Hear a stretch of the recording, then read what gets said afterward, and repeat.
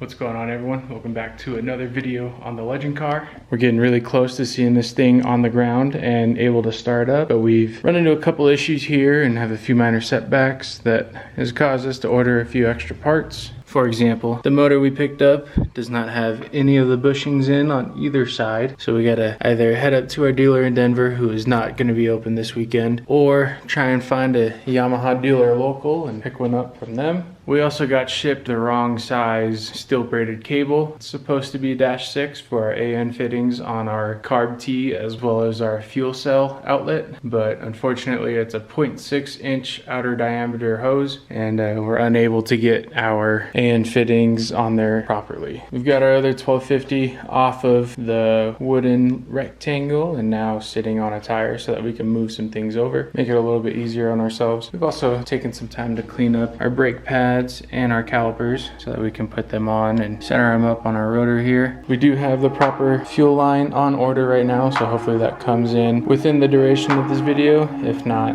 then this will be quite the short video.